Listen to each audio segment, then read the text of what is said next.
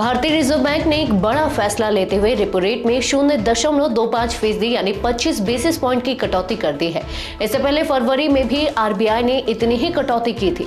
लगातार दूसरी बार repo rate में बदलाव से ये साफ है कि आरबीआई अब आर्थिक विकास को और गति देना चाहता है। इस कटौती के बाद अब रेपो रेट 6% पर आ गया है, जो कर्ज लेने वालों के लिए एक राहत भरी खबर है।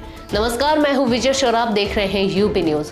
आज की रिपोर्ट में हम बात करेंगे आरबीआई के इस नए फैसले के पीछे की वजह, इससे जनता पर क्या असर पड़ेगा और आगे के लिए क्या सिग्नल मिल रहा है।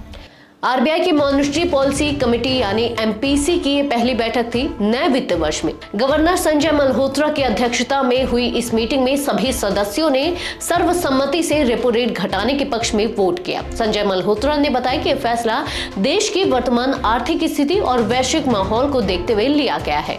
उन्होंने कहा कि महंगाई में धीरे धीरे गिरावट आई है और भारत की ग्रोथ भी स्थिर है। ऐसे में लोन सस्ता करना जरूरी हो गया था ताकि मांग बढ़े और बाजार में पैसे की गति बनी रहे। रेपो रेट वह दर होती है जिस पर आरबीआई बैंकों को शॉर्ट टर्म लोन देता है। जब यह दर घटती है तो बैंकों को सस्ता लोन मिलता है और वे अपने ग्राहकों को भी सस्ते ब्याज पर लोन दे सकते हैं। इसका सीधा फायदा उन लोगों को होता है जो होम लोन, कार लोन या पर्सनल लोन ले रहे होते हैं, यानी आपकी ईएमआई कम हो सकती है। इसका दूसरा असर यह भी होता है कि लोग ज्यादा खर्च करते हैं, जिससे बाजार में मांग बढ़ती है और अर्थव्यवस्था को रफ्तार मिलती है। आरबीआई ने यह भी बताया कि इस वित्त वर्ष में देश की जीडीपी ग्रोथ 6.5% रह सकती है, जो पहले 6.7% मानी जा रही थी। इसका मतलब है कि थोड़ी धीमी रफ्तार की उम्मीद है, लेकिन हालात काबू में है। महंगाई की बात करें तो इसका अनुमान भी घटाया गया है।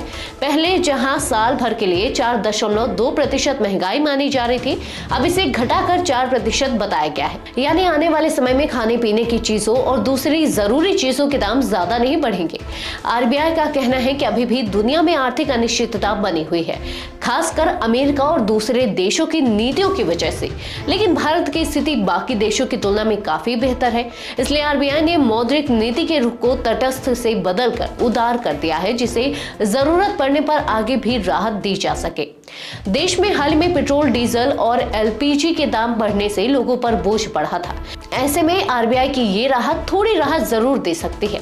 हालांकि इसका असर धीरे धीरे नजर आएगा, लेकिन इतना तय है कि आने वाले वक्त में अगर महंगाई काबू में रही तो लोग लोन लेना ज्यादा पसंद करेंगे और बाजार में पैसा घूमेगा। कुल मिलाकर आरबीआई का यह कदम आर्थिक विकास को बढ़ावा देने वाला है और जनता के लिए एक पॉजिटिव सिग्नल भी। अब देखना यह होगा कि बैंक इस राहत को कितनी जल्दी अपने ग्राहकों तक पहुंचाते हैं। आज के लिए बस इतना ही। यूबी न्यूज आपके लिए लाता रहेगा देश विदेश से जुड़ी ऐसी ही तमाम खबरें। तब तक के लिए धन्यवाद।